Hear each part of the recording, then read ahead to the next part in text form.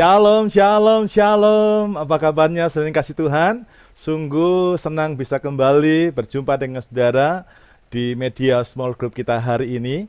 Mari sebelum kita akan memulai small group kita, bersatu hati kita akan datang kepada Tuhan. Mari kita berdoa. Tuhan, terima kasih buat hari ini. Sungguh ini hari yang luar biasa yang Tuhan berikan buat kami, sehingga kami boleh berkesempatan untuk ada di small group ini. Sebentar kami akan memulai small group kami. Roh Kudus kiranya akan menjamah hati setiap kami. Engkau menjamah hati setiap jemaat Tuhan yang hadir, yang bersama-sama mendengarkan pesan video ini. Kiranya kami diberikan pengertian dan pemahaman akan firman, sehingga kami boleh melakukan setiap firman yang kami dengar hari ini, serta kehidupan kami akan berkenan dan serupa dengan Kristus. Dalam nama Tuhan Yesus, kami siapkan hati kami untuk terima kebenaran-Mu. Dalam nama Yesus, bersama-sama kita berkata, amin. Haleluya. Saya dikasih Tuhan, doa saya Anda semua dalam keadaan yang baik, sehat, dan tentunya diberkati oleh Tuhan. Amin. Untuk small group kita pada pekan ini, kita akan mengambil sebuah tema, yaitu bertanggung jawab secara pribadi kepada Tuhan dan diri sendiri. Mari ucapkan sama-sama dengan suara keras. 2, 3. Bertanggung jawab secara pribadi kepada Tuhan dan diri sendiri. Ya, saudaraku yang dikasih Tuhan, ada budaya di masyarakat umum yang tidak terucap namun selalu dilakukan oleh kebanyakan orang, yaitu budaya tidak bertanggung jawab. Ya, budaya ini sudah mengalir dalam darah kebanyakan orang sejak masa kecil. Apalagi ketika seseorang itu sedang berada dalam keadaan terpojok, dia salah dan ketahuan biasanya, ya. Ada budaya namanya budaya tidak bertanggung jawab. Mungkin Anda tidak begitu, tapi kalau kita boleh cermati, kebanyakan orang menghidupi atau membiasakan diri dengan budaya yang tidak bertanggung jawab. Satu contoh sederhana, kita temui ketika ada seorang anak bermain-main dengan temannya. Kemudian salah satu dari anak-anak itu berlari ke dalam rumah dan tiba-tiba dia menyenggol sebuah gelas. Lalu gelas itu mulai pecah. Biasanya temannya, nah lu, nyaman lu, ya. Temannya mulai menyalahkan, temannya mulai memojokkan. Lalu ketika terdengar ada satu benda yang pecah, tentu saja ada seorang ibu, seorang mama yang turun dengan marah, dengan geram. Lalu dia berkata, nak, kenapa kamu pecahkan gelas ini?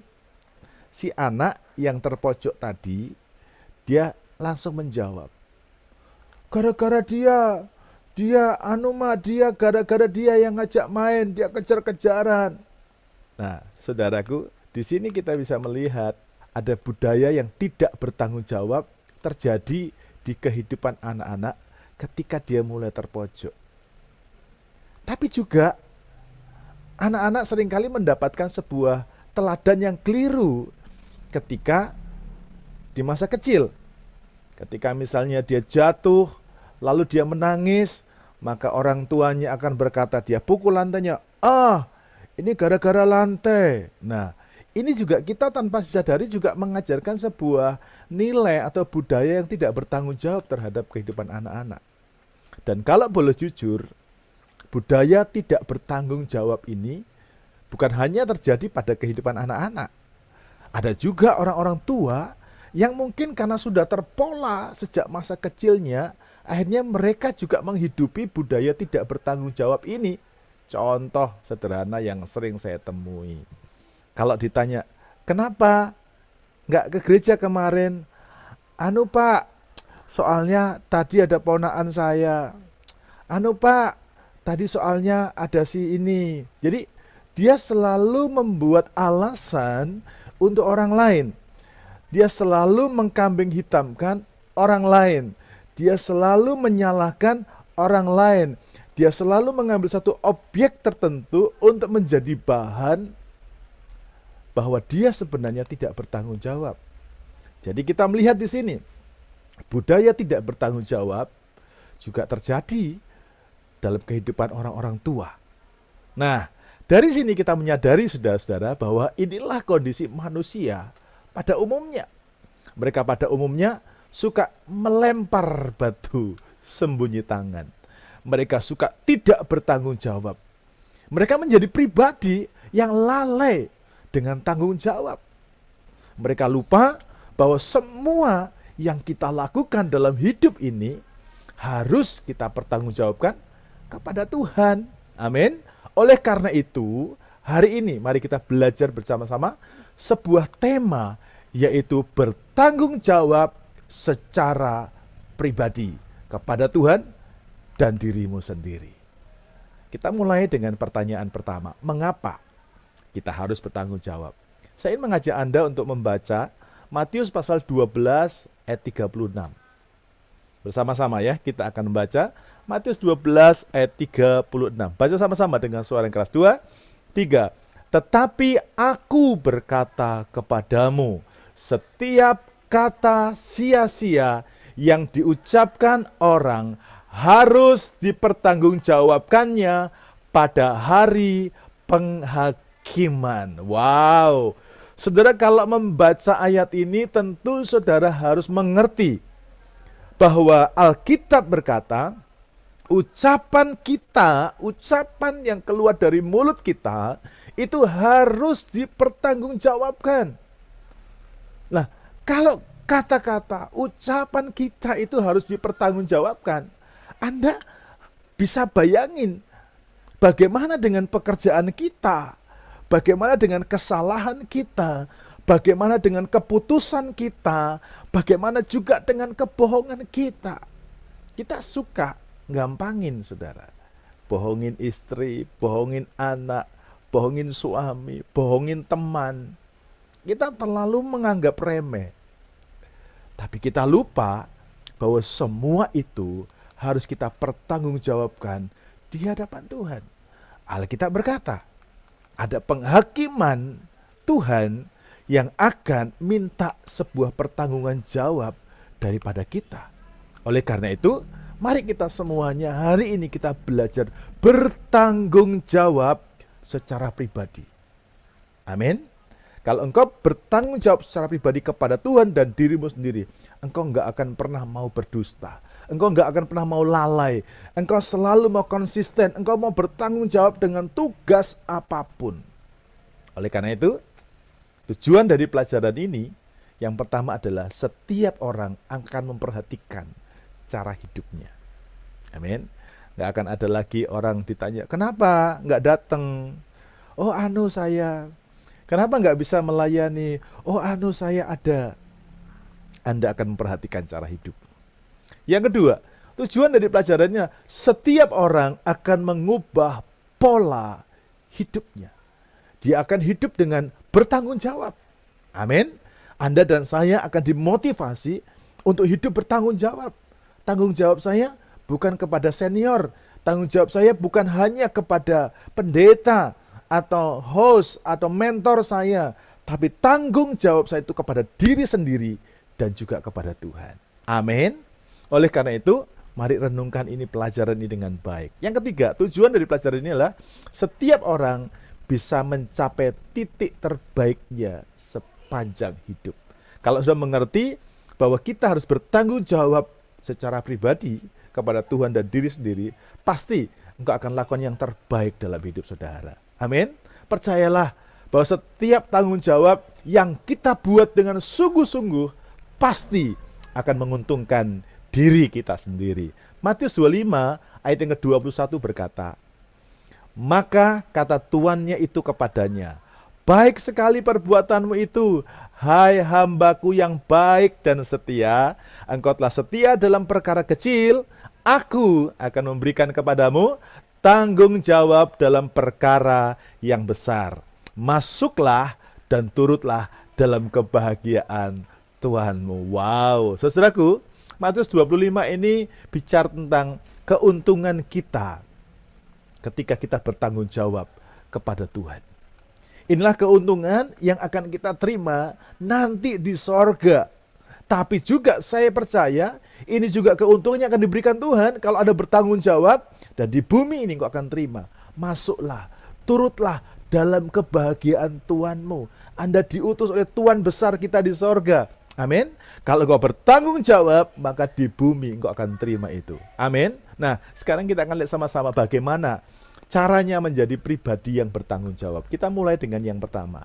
Sama-sama katakan, saya harus dilahirkan kembali. 2, 3, saya harus dilahirkan kembali. Yohanes 3, ayat 5-6, mari sama-sama kita akan membacanya. 2, 3, jawab Yesus. Aku berkata kepadamu, sesungguhnya jika seorang tidak dilahirkan dari air dan roh, ia tidak dapat masuk ke dalam kerajaan Allah. Apa yang dilahirkan dari daging adalah daging, dan apa yang dilahirkan dari roh adalah roh. Amin. Yang pertama, orang akan menjadi bertanggung jawab ketika dia itu lahir kembali.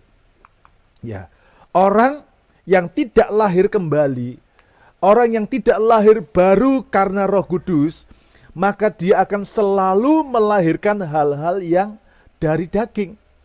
Selalu menginginkan kebohongan, selalu menginginkan dusta, selalu menginginkan ingkar janji, selalu menuruti keinginan daging, selalu berpikir dengan daging. Enak aja nanti. Daging. Berpikir dengan daging. Nggak mau bertanggung jawab. Balas jahat dengan jahat. Ini namanya daging. Mau emosi, nuruti daging. Ya, mau malas, daging. Nggak baca Alkitab, daging. Ya, nggak mau ke gereja, daging. Tidak mau berdoa, nggak mau menyembah Tuhan, nggak mau baca Alkitab. Itu semua kehendak daging. Ya, kita menuruti daging. Itu sebabnya Alkitab berkata, kita harus dilahirkan kembali. Kita harus lahir daripada roh. Amin. Roh kita ini harus diperbaharui. Roh kita harus dituruti. Apa itu perbuatan daging?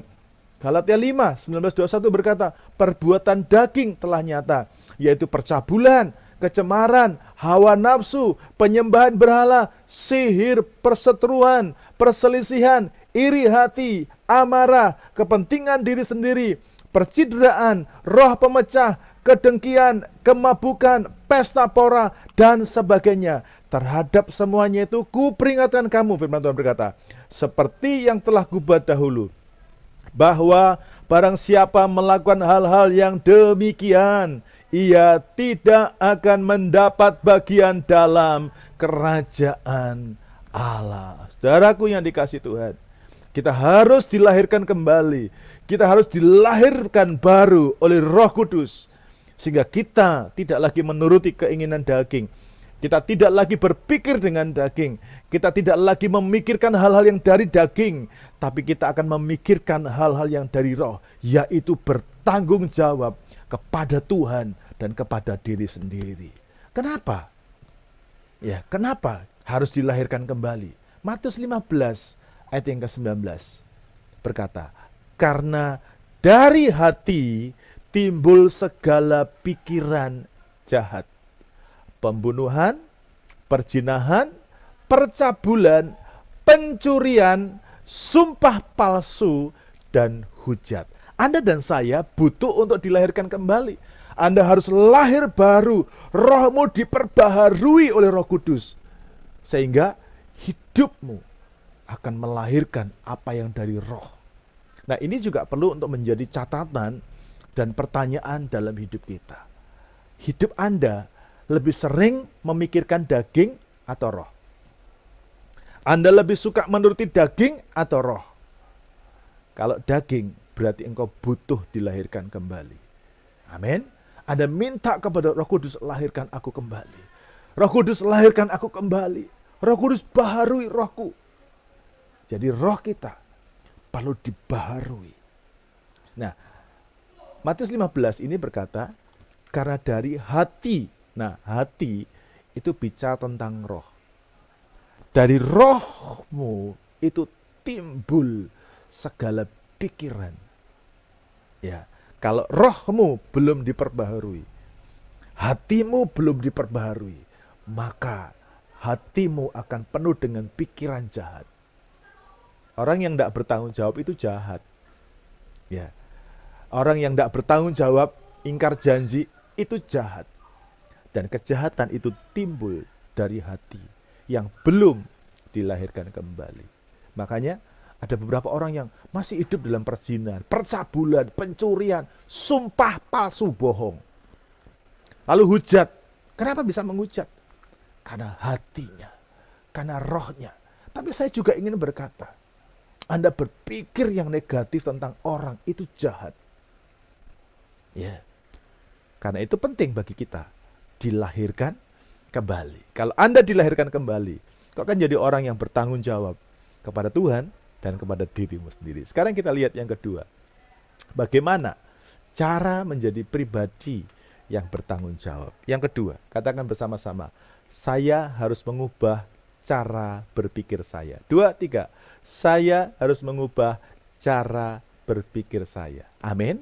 Jadi kita harus mengubah cara berpikir kita, yaitu berpikir yang bertanggung jawab. Roma 12 ayat yang kedua. Janganlah kamu menjadi serupa dengan dunia ini, tetapi berubahlah oleh pembaharuan budimu, sehingga kamu dapat membedakan manakah kehendak Allah, apa yang baik, yang berkenan kepada Allah, dan yang sempurna. Nah, sekarang kita yang kedua ini lihat. Kalau saudara ingin bertanggung jawab, yang penting yang kedua harus dilakukan adalah berubah. Jadi kita mesti mengubah. Anda mesti ingat ini, dalam kehidupan manusia, ada bagian-bagian yang harus diubah oleh Tuhan. Tapi juga kita harus sadari bahwa ada bagian-bagian yang kita sebagai manusia harus mengubahnya. Jadi jangan dikit-dikit, wah Tuhan belum mengubah saya Pak. Tunggu dulu. Ada bagianmu, tapi juga ada bagiannya Tuhan. Contoh ini ya. Tuhan menyediakan jalan keselamatan. Ya, jadi jalan keselamatan itu adalah bagiannya Tuhan mempersiapkan. Ya, tapi menerima keselamatan itu adalah bagian saudara. Saudara harus memutuskan mau terima Yesus atau tidak. Jadi Tuhan sudah menyediakan. Tapi kalau Anda tidak mau terima, maka Tuhan tidak bisa ubah hidup saudara karena Anda yang tidak mau. Pikiran saudara, jiwa Anda berpikir, masa iya sih? Begitu saudara. Ya, demikian juga dengan bertanggung jawab ini. Kalau Anda pengen bertanggung jawab, ubah dulu pikiranmu. Jangan jadi orang yang lalai. Kita mesti ingat, semua yang kita kerjakan, semua yang kita buat, itu akan kita pertanggungjawabkan. Nah, kalau engkau tahu akan dipertanggungjawabkan, maka engkau akan bertanggung jawab. Tapi karena engkau merasa, enggak apa-apa. Anda berpikir enggak apa-apa. Anda berpikir tidak perlu bertanggung jawab, maka saudara enggak akan pernah bertanggung jawab. Itu sebabnya engkau jadi orang yang tidak pernah bertanggung jawab dalam hidup ini. Ada orang-orang yang masih tidak bisa hentikan kebiasaan-kebiasaan lamanya. Gosip masih gosip. Ngomong kotor masih ngomong kotor. Anak-anak muda, anak-anak remaja, anak-anak Noah. Ya, dunia ini mencoba menawan saudara. Ya, ada bahasa-bahasa yang saya perhatikan. Ya, anak-anak muda kalau panggil temannya, anjir. Ya, ada yang jing loh. Masa temannya dipanggil guguk, saudara ya? Ini apa? Budaya. Anda mesti lihat perkataanmu, ucapanmu akan dipertanggungjawabkan kepada Tuhan.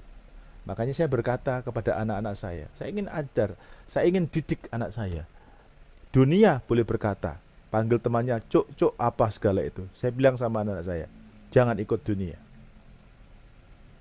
Ya, kalau ada teman-temanmu yang berkata dengan seperti itu, sorry, pakai bahasanya anak Tuhan, jangan pakai bahasanya dunia.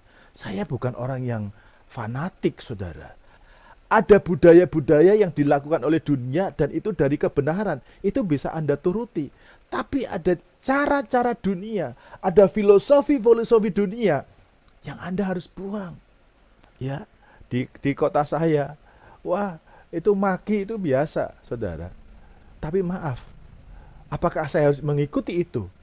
Saya tidak mau, karena mulut saya, perkataan yang keluar dari mulut saya akan dipertanggungjawabkan. Itu sebabnya buat kita semuanya, secara khusus juga buat anak-anak Noah generation, perhatikan perkataanmu. Jangan ikut-ikut dunia. Ya, apa itu bahasa anjir lah, apalah, jangan ikut-ikut. Ya, karena nanti Tuhan akan minta pertanggungan jawab dari mulutmu. Belajar bijaksana. Amin. Oke, jadi berubah itu keputusan kita. Kalau Anda tidak mau berubah, maka sampai kapanpun tidak ada yang bisa mengubah. Bahkan Tuhan tidak bisa mengubah hidup Anda. Kenapa? Karena itu ranahnya ada di bagian saudara. Saudara mesti pencet tombolnya, yaitu tombol untuk berubah. Yang kedua, mari kita berubah cara berpikir kita, bertanggung jawab. Yang ketiga sekarang, bagaimana cara menjadi pribadi yang bertanggung jawab? Yang ketiga, sama-sama kita ucapkan dengan kalimat ini. Saya harus berani bertanggung jawab dan melangkah dengan iman. 2, 3, saya harus berani bertanggung jawab dan melangkah dengan iman. Nah, saudaraku, bertanggung jawab ini memang membutuhkan namanya keberanian. Ya.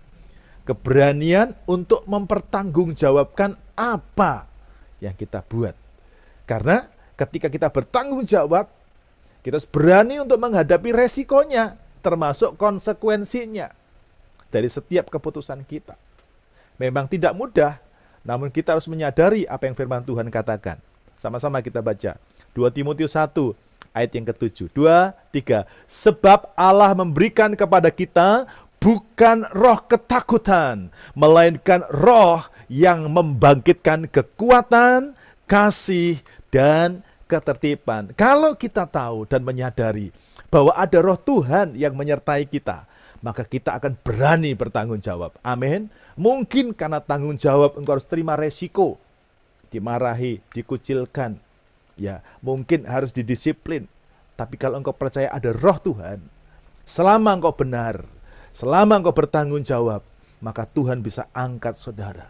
Mungkin beberapa saat engkau boleh direndahkan, tapi di lain kesempatan Tuhan bisa angkat saudara. Karena engkau tahu ada roh yang membangkitkan saudara. Karena engkau tahu ada Roh Kudus yang bisa angkat hidup saudara tinggi-tinggi. Amin. Roh Kudus beri kekuatan saudara. Roh Kudus mampukan saudara untuk berani bertanggung jawab.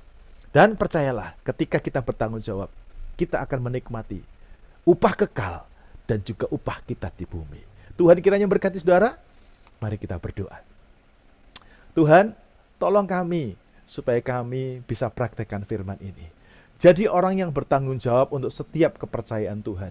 Mungkin kami dipercaya dengan pekerjaan, kami dipercaya dengan keluarga, kami dipercaya dengan pelayanan, kami dipercaya dengan apapun. Kami belajar hari ini bertanggung jawab kepada Tuhan dan kepada diri kami sendiri.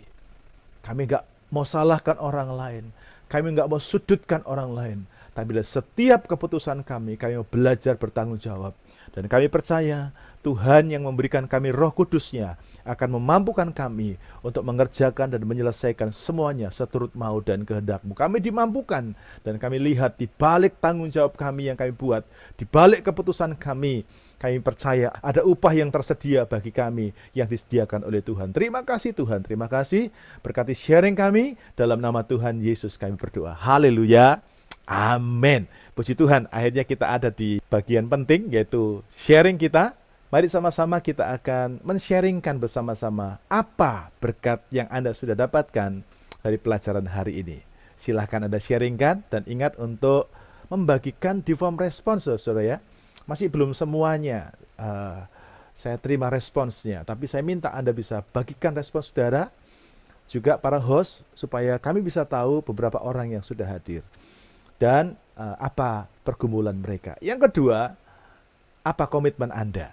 Setelah Anda tahu bahwa engkau harus bertanggung jawab dengan hidupmu, ya, bertanggung jawab kepada Tuhan dan diri sendiri. Bagikan apa komitmen saudara. Akhirnya, Saya ucapkan selamat berdiskusi, selamat sharing, dan sampai jumpa di minggu depan. Shalom, shalom, dan shalom. Terima kasih.